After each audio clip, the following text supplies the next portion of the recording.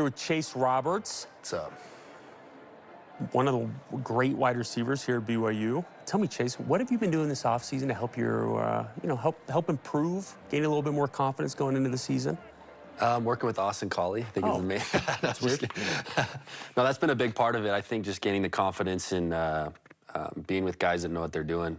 I did a lot of yoga this offseason and feeling a lot more flexible, more nimble. And then the offseason training has been amazing with the new strength staff, and we're bigger, faster, stronger. So I just feel so much more confident, like being healthy and finishing a season as a team. You know, no one's going to go down this year from what I've seen and from fall camp, and we've stayed healthy. So. Okay, what about the team? Do you think that same confidence has trickled down to the team? Have you noticed the difference? Oh, yeah. Yeah, it's so much different than the years past. I've been here this is my 4th year now in the program, and the feeling that we have, like, health-wise, confidence-wise, you know, the vibe, the camaraderie of the team coming together, like, it's different than all years past, so I'm excited. Talk to me a little bit about the quarterback situation. Yeah. I know it's been hush-hush around here, but has there been a quarterback that you felt you've had maybe a better kind of synergy with, better relationship with? Yeah, I think a lot of fall camp, they've been, sharing reps, obviously, and both running first team. And we've connected a lot, both of the quarterbacks.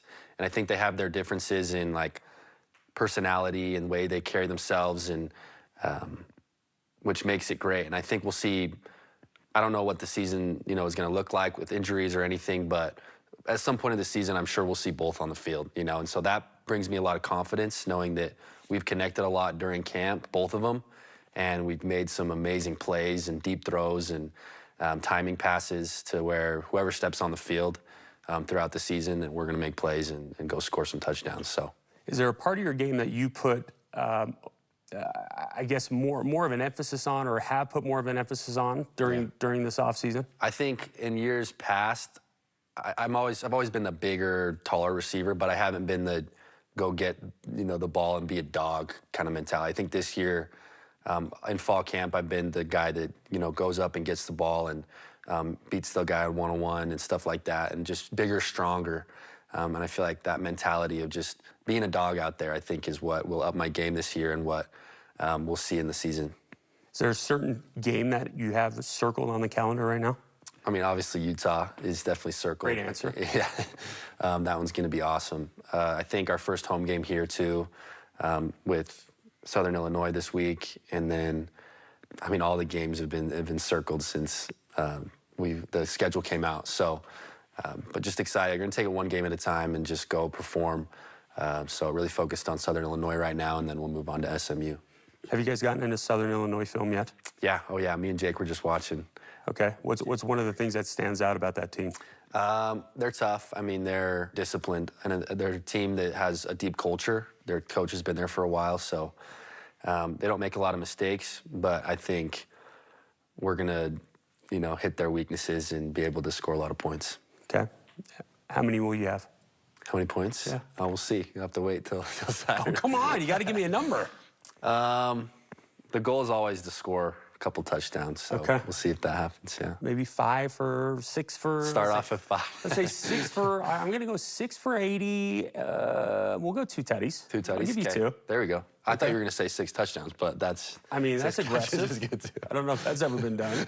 Walk me through your pregame routine. What does that look like? So I've actually had a history of, like, cramping and stuff during games, especially when it's hot.